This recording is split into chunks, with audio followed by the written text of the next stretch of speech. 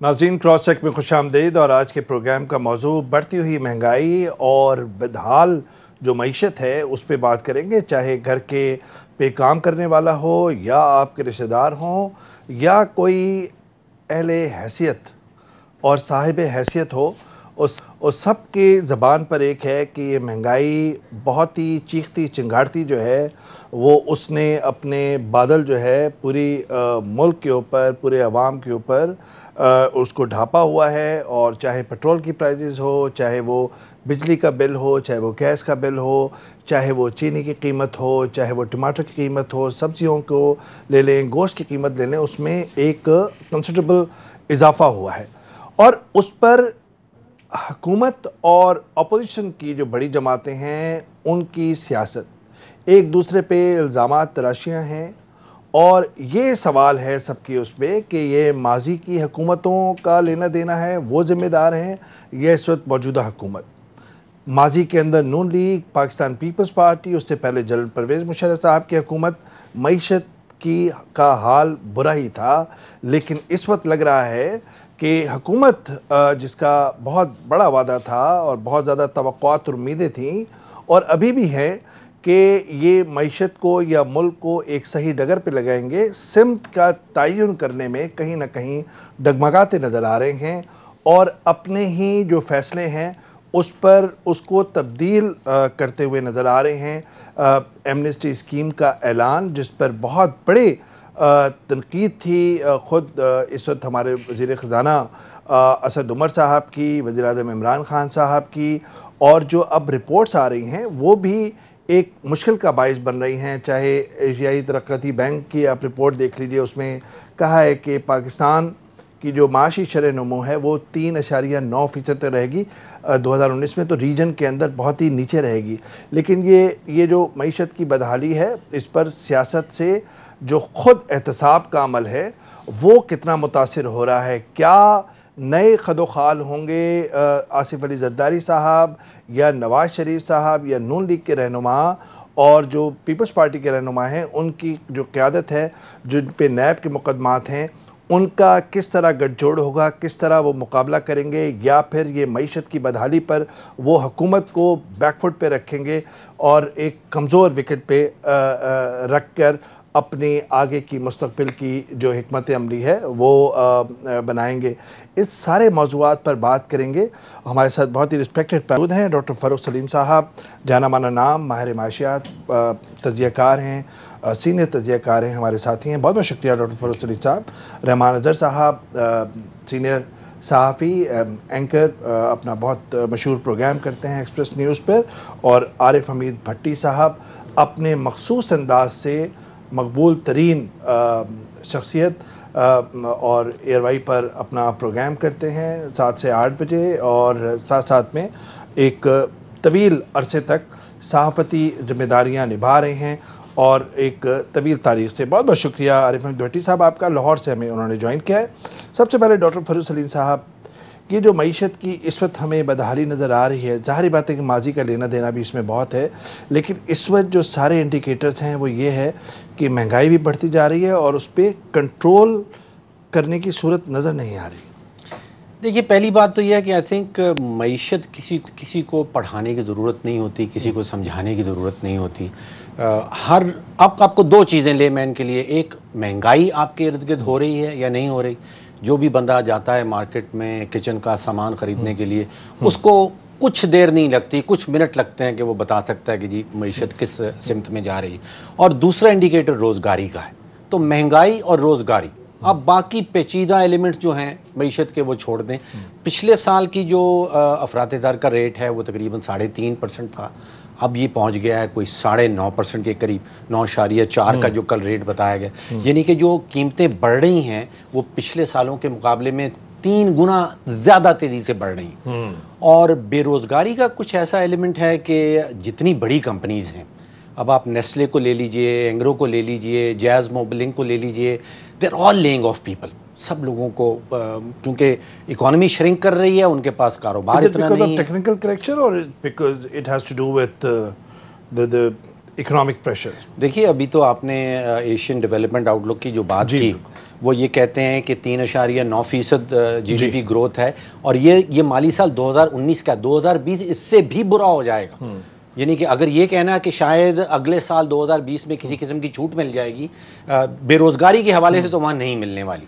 اور مہنگائی والا معاملہ جو ہے سب یہ ہے کہ تقریباً 500 ارب روپے کا ٹیکہ ابھی آلریڈی پچھلے 3 مہینوں میں پاکستانیوں کو لگا ہے. یہ تو ایک بہت ہی گمبھیر صورتحال. ظاہری بات ہے کہ رحمان کہ جو عام مارکیٹ کے اندر بھی پرائزز اوپر جا رہی ہیں جس طرح ڈاکٹر صاحب کہہ رہے ہیں, تو ابھی اس پروگرام کے شروع ہونے سے پہلے بات ہو رہی تھی ڈالر کی کہ آپ ڈالر بیچ سکتے ہیں, خرید نہیں سکتے مارکیٹ سے, اور خرید بھی رہے ہیں تو بہت ہی 146 اور 147 کا بلیک مارکیٹ میں جو بک رہا ہے.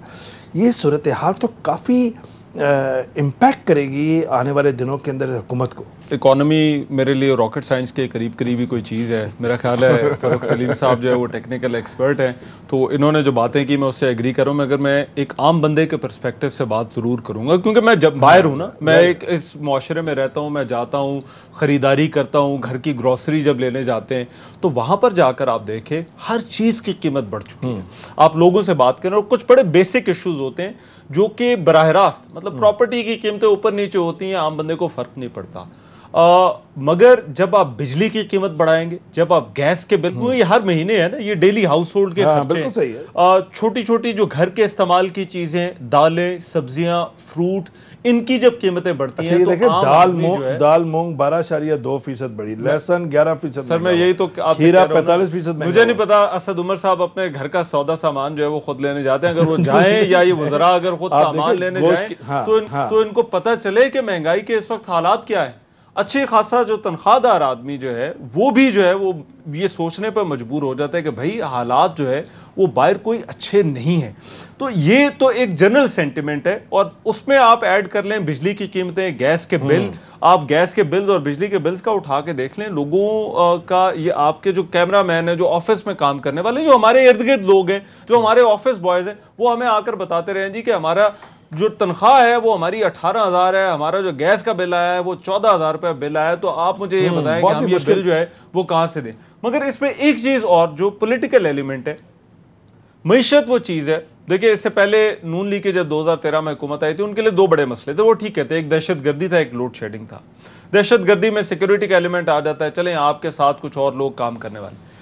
معیشت وہ چیز ہے جس کا واحد اگر الزام آئے گا, جس کا مدعا اٹھانا پڑے گا, وہ تحریک انصاف کی اس حکومت کو اور ان وزراء کو اٹھانا پڑے گا. ان کے ساتھ برڈن شیئرنگ کرنے کے لیے کوئی اور نہیں آئے گا. جو لوگوں کو یہ اگر آپ بات بتائیں گے کہ جی کہ پہلے 2-3 سال مشکل ہیں, پھر آگے چیزیں جو ہیں, یہ کون سی نئی بات. آپ ایک عام آدمی سے جا کر کہیں, آپ اس کو کنونس کرنے کی کوشش کریں, اسے کہیں کہ جی کہ اچھا یہ پہلے 2-3 سال مشکل ہیں, آگے ٹھیک ہو جائے گا. وہ پہلے بھی کئی دفعہ یہ سوچ چکا. یہ جو لانگ ٹرم کی آپ بات کریں گے, ظاہری بات ہے کہ امیجیٹ جو پریشر ہوتا ہے, جو فوری پریشر ہوتا ہے, وہ آدمی کو محسوس ہوتا ہے, نہ کہ 3 سال بعد.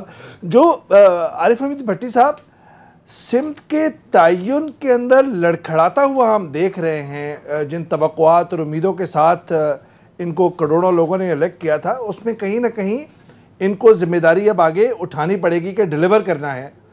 ماضی میں تو جو بھی لوگوں نے جو بھی بدحالی کی معیشت کے ساتھ یا اور سارے ایشوز کے ساتھ, تو آپ اس کو کس طرح دیکھ رہے ہیں؟ خدا کی قسم مہنگائی کا جن بھوت ہر گھر میں لوگوں کو اس طرح خوفزدہ کر رہا ہے. بزرگ آدمی جو دوائی لیتا جاتا ہے, مہنگائی کا بھوت اس پر حاوی ہوتا ہے, وہ 3 بیماریاں اور لے لیتا ہے. نوجوان بے روزگاری اور تعلیم کی فیس نہ دینے کے لیے مہنگائی کے بھوت روزانہ اس کو کاٹتے ہیں, اور وہ اپنے آپ کو بچاتا ہے, سارا دن ڈرتا ہے, خوف رہتا ہے کہ یہ مہنگائی کا بھوت. بچے دودھ پینے کے لیے مہنگائی کا بھوت ان کے گھر میں جاتا ہے, اور ماں اسے چیخنے چلانے پہ دودھ نہیں دیتی. عورتیں جنہوں نے گھر کا روزمرہ کی زندگی گزارنی ہوتی ہے, روزانہ جیتی ہیں, روزانہ مرتی ہیں. میاں کو کہتے ہیں پہلے جو چیز روزانہ میں ایک چیز لاتی تھی 500 روپے میں, اب وہ 900 روپے کی ہو گئی ہے. اور 90% اب میں پاکستان کی وہ پاپولیشن بتا رہا ہوں جو مہینے کی گروسری نہیں خرید سکتے. اگر دیہڑی لگ گئی تو 5 روپے کا ادرک لے لیا, 200 روپے کی ٹماٹر لے لیا, یہ زندگی گزار رہے ہیں. تو جو آپ نے پہلے فرمایا تھا امیدیں یا لوگوں نے ان سے باندھ لی, لوگوں نے نہیں باندھی, انہوں نے وعدے بلند و بالا کیے تھے کہ ہم آپ کو آتے ہی 800 ارب دے دیں گے. ہم IMF کے پاس نہیں جائیں گے, روزانہ 10 سے 12 ارب روپیہ کرپشن کا جاتا ہے, وہ عوام پہ لگائیں گے. تو مجھے بتائیں, پہلے والے بھی کہتے تھے معاشیت ختم ہے, لٹ گئی ہے, تباہ ہو گئی ہے. اس سے پہلے آپ کو یاد ہوگا پیپلز پارٹی کی حکومت آئی تو اسحاق ڈار معافی چاہتا ہوں, وہ فنانس منسٹر بنے, انہوں نے کہا جی خزانہ خالی ہے, ملک ہی تباہ ہونے والا ہے, میں چھوڑنے لگوں. تو لہذا حکمرانوں کو معاشی دہشت گردی پہ انہیں کوئی ڈائریکشن بنانا ہو. کیا ٹیکس کلیکشن میں بہتری آئی؟ کیا کرپشن میں خاتمہ ہوا؟ کیا ٹیکس بجلی چوری گیس چوری میں ہوا؟ تو میرا خیال ہے یہ اپنی ذمہ داریوں سے فرار نہیں ہو سکیں گے. حکومت لی ہے تو ذمہ داریاں بھی لینی ہوں. بالکل ذمہ داری. ایک اور جو ڈاکٹر صاحب آپ کے پاس آؤگا, رحمان صاحب اور بھٹی صاحب کے پاس, اسد عمر صاحب نے کل جو ایک بام شیل جو گرایا ہے, وہ ایک ان کا پہلے جو بیان تھا جب شاہد خاقان عباسی صاحب کے زمانے میں ایک ایمنسٹی اسکیم اناؤنس ہوئی تھی, تو انہوں نے کیا کہا تھا وہ بھی سن لیجئے, اور پھر اس کے بعد اب ان کا بدلتا ہوا بیان وہ بھی سناتے ہیں. پہلے جو 2018 کے اندر انہوں نے کہا وہ ذرا سنائیے گا کہ ایمنسٹی اسکیم میں حکومت دعوت دیتی ہے کہ کالا دھن سفید کر لیں, ذرا سنائیے گا پلیز. جی ڈاکٹر فیروز حسین صاحب آپ سے لوں گا. ظاہری بات ہے کہ پچھلی حکومتوں کا لینا دینا بہت ہے اس معیشت کو بدحالی میں, لیکن اس طرح کے بیانات میں تبدیلی اگر آپ کی آئے گی تو پھر لوگ آپ سے آپ کی ڈائریکشن کے اوپر سوال ضرور اٹھائیں گے. دیکھیے 1 درجن ایمنسٹی سکیمز تو مجھے زبانی یاد ہیں جو پچھلے کچھ سالوں میں ہم نے دیکھی. ایوب خان سے معاملہ شروع ہوا تھا, انہوں نے پہلی ایمنسٹی سکیم لے کے آئے 1958 میں, پھر 69 میں یحییٰ صاحب ایک سکیم لے کے آئے, 76 میں ذوالفقار بھٹو صاحب کی ایمنسٹی سکیم آئی, 86 میں ضیاء الحق صاحب آئی, 97 میں نواز شریف صاحب کی اپنی ایک سکیم آئی, پھر مشرف صاحب کی سکیم آئی, اور 2016 میں اور پھر 2018 میں نواز شریف کے تحت 2 ایمنسٹی سکیم ایک ہی حکومت کے دوران آئی. 2018 والی سکیم میں جو ہدف رکھا گیا تھا وہ $4,000 ملین کا رکھا گیا تھا, اور ویسا ان کو وصولی ہوئی تھی $30 ملین کی, جو شاہد خاقان عباسی صاحب کے اس میں جو 2018 والی میں. بالکل صحیح. اب مطلب 1% ہدف بھی پورا نہیں ہوا تھا. وہ آئنسٹائن کہا کرتا تھا کہ اگر آپ بار بار ایک ہی ایکسپیریمنٹ کو رپیٹ کر رہے ہیں اور آپ کی امید ہو جائے کہ اس دفعہ رزلٹ مختلف نکلے گا, تو یہ انہوں نے آئنسٹائن نے کہا کہ یہ ڈیفینیشن ہے انسینٹی کی, بے وقوفی کی. اب یہاں پہ 12 سکیمیں میں نے آپ کو گنوا دی اور یہ 12 کی 12 فیل ہو گئی تھی. یہ حکومت کو کون ایسی ایڈوائس دیتا ہے, کون مشورہ دیتا ہے؟ تاجر برادری کا بڑے پرزور اصرار پہ. اب یہ رحمان بات یہ ہے کہ میں ڈاکٹر صاحب کے بعد آتا ہوں, لیکن رحمان بات یہ ہے کہ دیکھیے پرزور اصرار پہ تو ہم لوگ تو ٹیکس دیتے, ہمارا تو وہ پہلے کاٹ لیتے ہیں سیلری سورس پہ کاٹ لیتے ہیں. اب نان فائلرز کے اوپر آپ نے ٹیکس جو ہے وہ اس کی اسکیم آپ کا اعلان کر رہے ہیں, تو پھر آپ کی جو بنیادی معیشت کے جو آپ ڈھانچہ بتا رہے تھے کہ جی ٹیکس نیٹ بڑھائیں گے, پورے ملک کو اس میں شامل کریں گے, معیشت کی ترقی ہوگی, تو اس کو پھر سیٹ بیک تو ہوئے گا.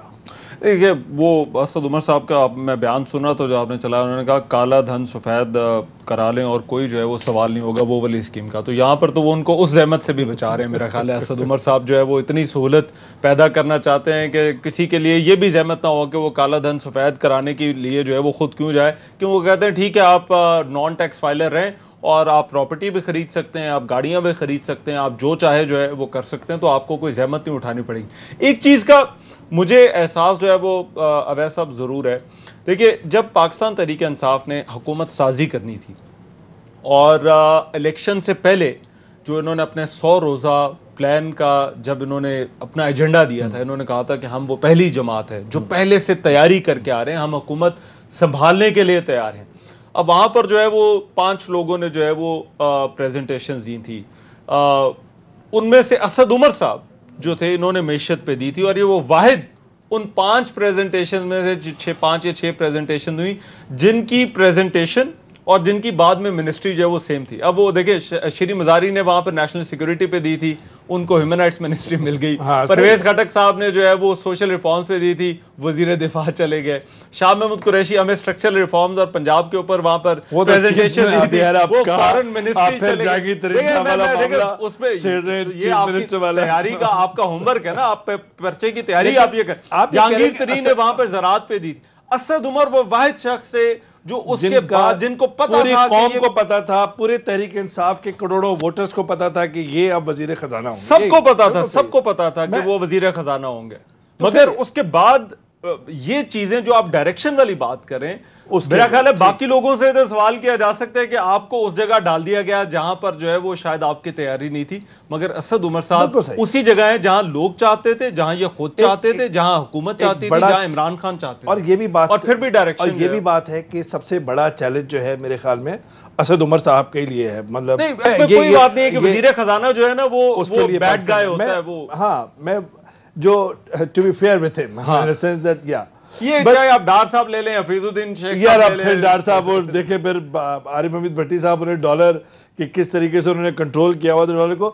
بھٹی صاحب یہ بتائیے گا کہ یہ جو احتساب کا عمل تھا, اب ہم ان اپوزیشن جماعتوں کو حکومت یا حکومت کی جو معیشت کی بدحالی ہے اس کو ہم ہدف بناتے دیکھ رہے ہیں, تو آپ کو کیا لگ رہا ہے کہ اپوزیشن اس کے اندر ایک سیاسی ڈھال ڈھونڈ رہی ہے اپنے لیے, یا پھر واقعی میں وہ چیک اینڈ بیلنس کر کے آگے قدم بڑھانا چاہتی ہے؟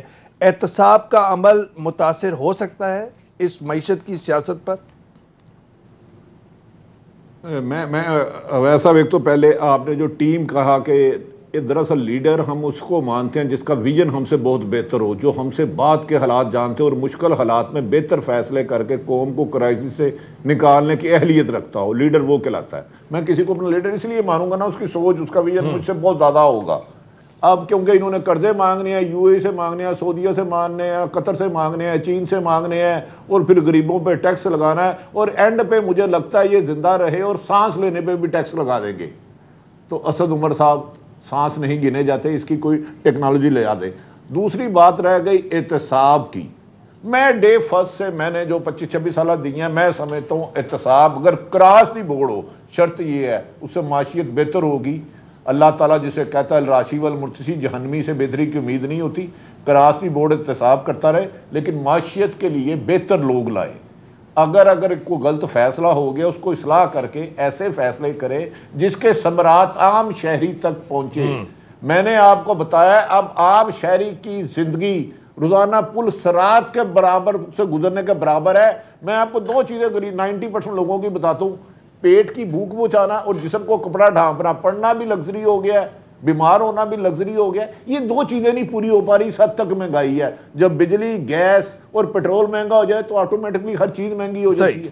جینا مہنگا ہو جاتا ہے, مرنا مہنگا ہو جاتا ہے, ہنسنا مہنگا ہو جاتا ہے, رونا مہنگا ہو جاتا ہے. تو میرا خیال ہے عمران خان صاحب کو احتساب کا کام کرنا چاہیے, لیکن ملک کی معاشیت کو اس کی ڈائریکشن کو بنانی ہوگی. جیسے فروغ نصیب صاحب نے کہا تھا کہ آپ پہلے 12 اسکیمیں آئی ہیں بھائی, آلو بیجو گے تو سیب تو نہیں نہ آئے گا, آلو ہی آئے گا. اب منسٹر کردہ جا دیکھتے ہیں ہم پہ مزید ٹیکس کون سے لگاتے ہیں.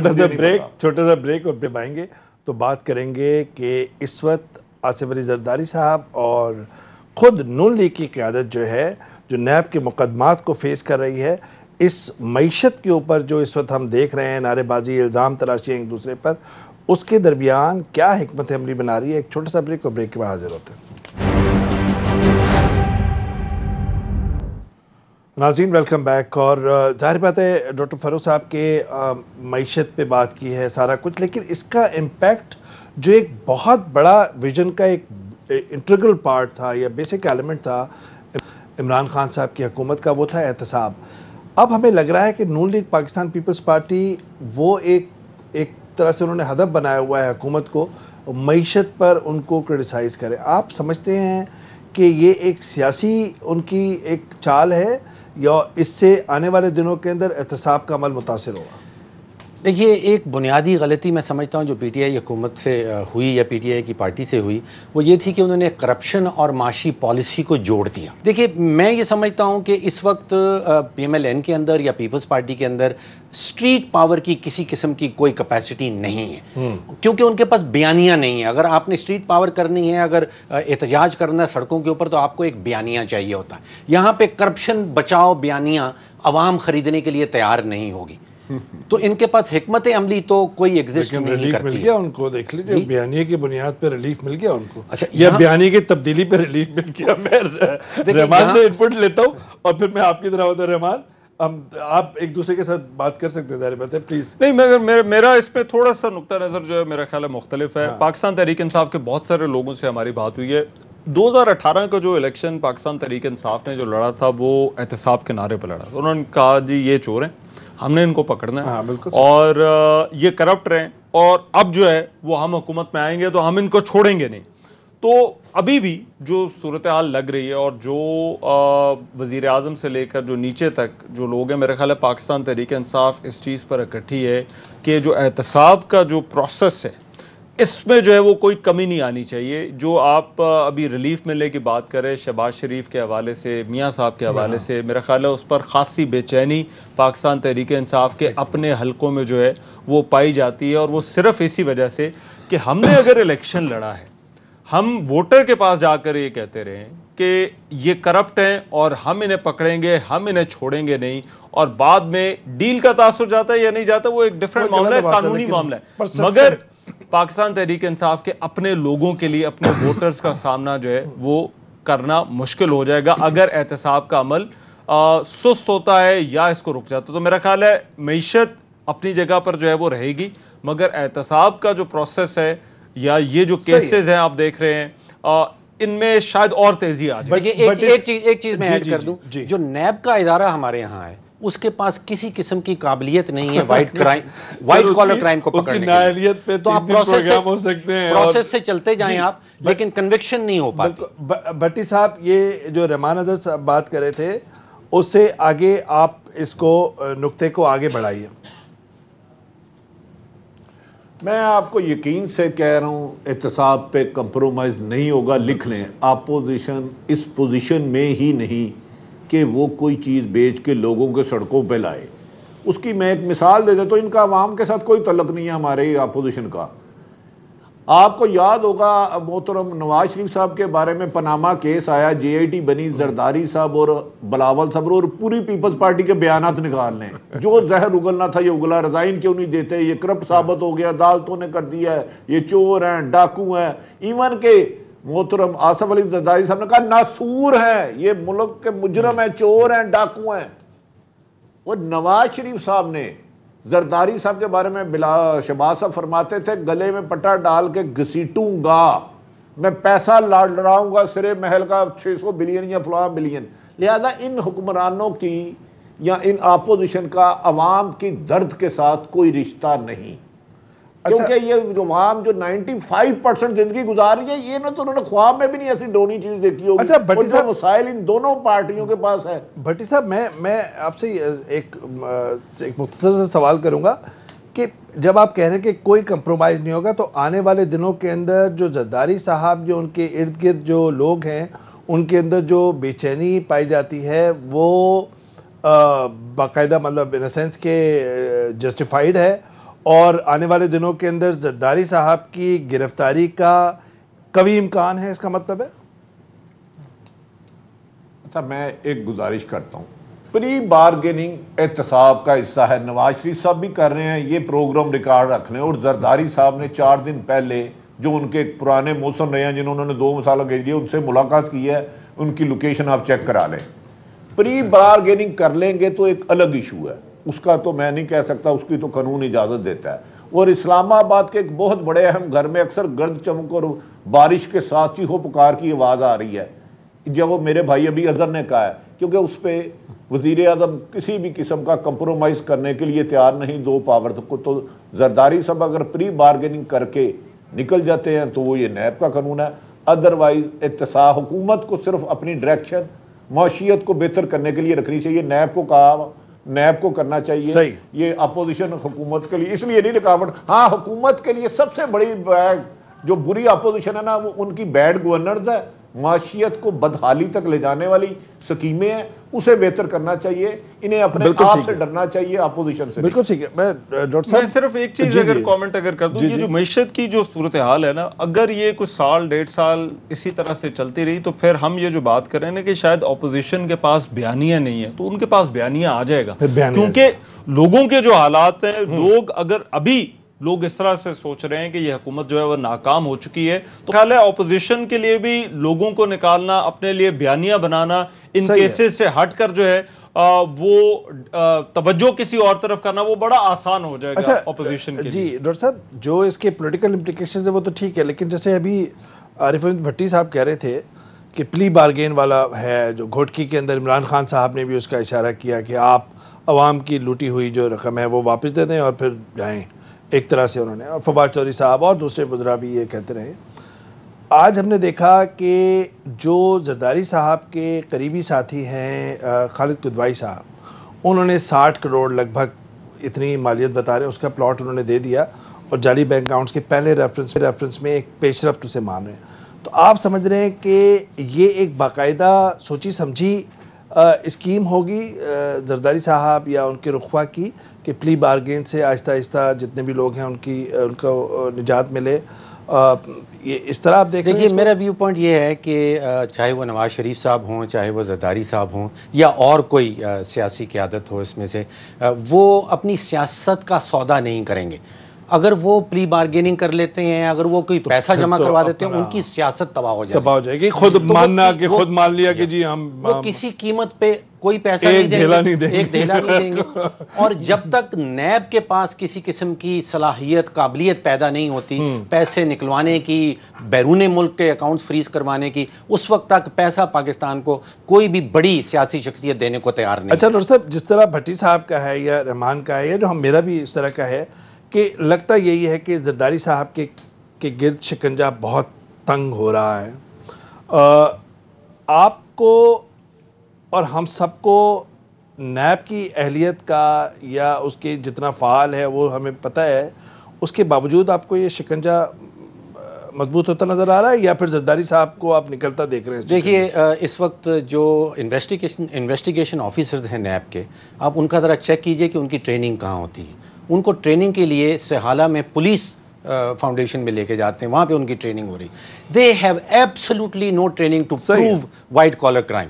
ان لوگوں کو شکنجہ تنگ کرتے جائیں. ان کو خود بھی معلوم ہے کہ آپ ان کو پکڑ نہیں پائیں گے، ان کو کنوکٹ نہیں کر پائیں گے موجودہ جو آپ کے پاس صلاحیت ہے نیب کے اندر یا باقی لا انفورسمنٹ ایریاز کے اندر.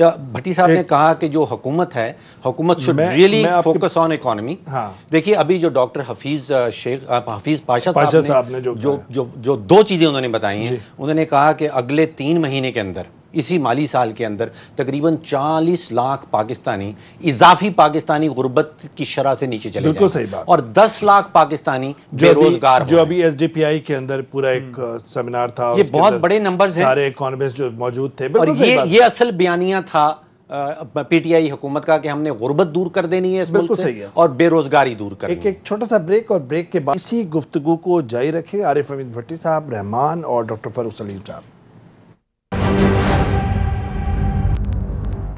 ناظرین ویلکم بیک، اور بات کر رہے ہیں اس پورے پروگرام کے اندر احاطہ کرنے کی کوشش کر رہے ہیں کہ پاکستان کے اندر جو معیشت کی بدحالی ہے، حکومت کی جو پالیسیاں ہیں اور پھر اس کے اوپر جو سیاست ہے، اور ساتھ ساتھ میں اس کا امپیکٹ آنے والے دنوں کے اندر احتساب کے عمل پر. عارف حمید بھٹی صاحب، سب سے پہلے میں آپ کے پاس کنکلوڈنگ، ظاہر بات ہے یہ سیگمنٹ ہے، تو آپ یہ بتائیے گا کہ آپ کے خیال میں چاہے جتنی بھی اہلیت کی کمی ہو نیب کے اندر، آنے والے دنوں کے اندر زرداری صاحب کی آپ گرفتاری کا قوی امکان دیکھ رہے ہیں؟ احتساب کا عمل جو ہے آپ کہہ رہے ہیں کہ کوئی کمپرومائز صاحب، ویسے سب یہ ریکارڈ رہے گا نا، ریکارڈ کا حصہ میری باتیں تو نہیں ہے. ایک تو وائٹ کالر ٹریس کرنا، میں نے ایف آئی اے کو 25 سال کور کی ہے، مشکل ہے لیکن ناممکن نہیں. اور جے آئی ٹی کی رپورٹ آپ کے پاس بھی مجھے موجود ہوگی، میں بھی آپ کو بھیج دیتا ہوں. اس کو میں نے اعتزاز احسن سمیت کئی وکلا کو دکھائی ہے. ان کا خیال ہے اس میں بہت ساری ایویڈنس ہے، ان کا خیال ہے، آئینی ماہرین کا، میرا نہیں ہے، آئینی ماہرین کا ہے. تو مجھے نہیں لگتا کہ اس میں پری بارگیننگ کے علاوہ ان کے لیے کوئی گنجائش ہو. اسی وجہ سے اچانک ملاقاتیں جیلوں سے کرتے کرتے گلے شکوے بلاول صاحب، نواز شریف صاحب سے کرتے رہے، کیونکہ ان کو تھوڑا سا ریلیف مل گیا، عدالتوں کا حق ہے بیل دینا. لیکن پردے کے پیچھے کچھ نہ کچھ تو ہوتا ہے نا جو ایک دم پردے میں گڑگڑاہٹ آتی ہے. جب میں رحمان، ایک تو یہ کہ بلاول اس وقت ایک جارحانہ انداز اختیار کیے ہوئے ہیں، جو ہماری اطلاعات ہیں کہ کل جب وہ گڑی خدا بخش کے اندر ذوالفقار علی بھٹو صاحب کی جو ڈیتھ اینیورسری ہے، جو عہد و پیما ہوتے ہیں، تو وہ جارحانہ انداز رکھیں گے، لیکن شاید جس طرح وہ اداروں کو تنقید کا نشانہ بن رہے تھے شاید اس میں کچھ کمی آ جائے. آپ کو ایسا لگتا ہے یا ان کا ایگریسو ٹون رکھیں گے؟ اس کو سیدھا کر لیتے ہیں.